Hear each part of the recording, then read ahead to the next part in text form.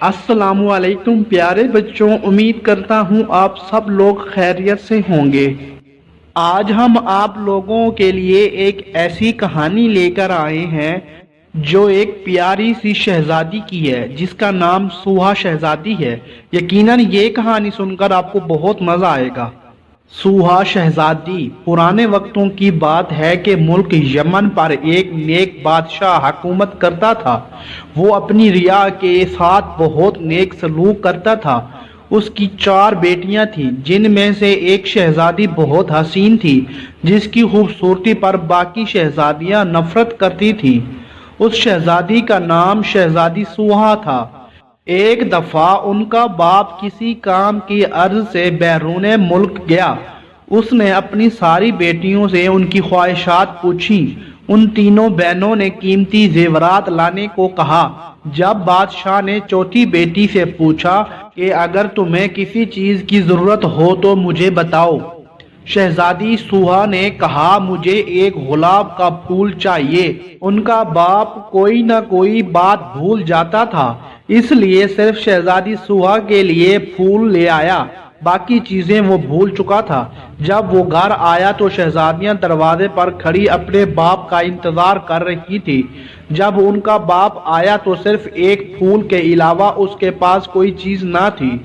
شہزادیوں نے اپنے باپ کو برا بھلا کہہ کر باپ کی نافرمانی کی۔ شہزادی سوہا کمرے میں جا کر رونے لگی۔ اس کا باپ کمرے میں آیا، اس کا پھول اسے دے دیا۔ بادشاہ نے کہا، دنیا میں سب سے زیادہ قیمتی چیز والدین کی خدمت ہے۔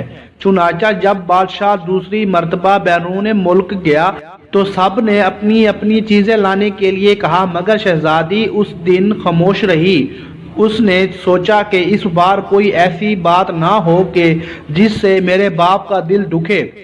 بادشاہ نے اپنی بیٹیوں کے لیے زیورات لیے۔ راستے میں ایک جنگل تھا۔ بادشاہ اس جنگل میں سے گزر رہا تھا تو اس نے درخت پر بیٹھے ایک چمگادڑ کو دیکھا۔ وہ چمگادڑ اصل میں ایک خوفناک جن تھا۔ اس نے بادشاہ کو قید کر لیا۔ ایک شہزادہ یہ سارا منظر دیکھ رہا تھا۔ اس نے اپنی تیز دھار تلوار نکالی اور چمگادڑ کی گردن پر دے ماری۔ چمگادڑ اسی وقت مر گیا۔ شہزادہ بادشاہ کو محل لے گیا اور ان کی بیٹیوں کو سارا قصہ سنا دیا۔ شہزادیاں اپنے باپ کے پاس آئیں اور اپنے باپ سے نافرمانی پر معافی مانگی۔ بادشاہ نے اس وقت اپنی ساری بیٹیوں میں سے سوہا پر فخر محسوس کیا اور اپنی ساری بیٹیوں کو گلے لگا لیا۔ سب ہنسی خوشی رہنے لگے۔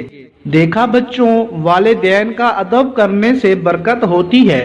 ہمیں بھی چاہیے کہ شہزادی سوہا کی طرح اپنے والدین کی خدمت کریں اور ایسی بات زبان پر نہ لائیں جس سے والدین کا دل دکھے۔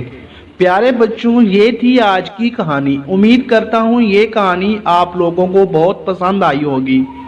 اگر آپ لوگوں کو یہ کہانی اچھی لگی ہے تو اس کہانی کو لائک کریں، اپنے دوستوں کے ساتھ شیئر کریں اور ایسی تمام مزے کی کہانیاں سننے کے لیے اس چینل کو سبسکرائب کریں۔ تو ملتے ہیں اگلی اور ایک نئی کہانی کے ساتھ۔ تب تک کے لیے اجازت دیجیے۔ خدا حافظ۔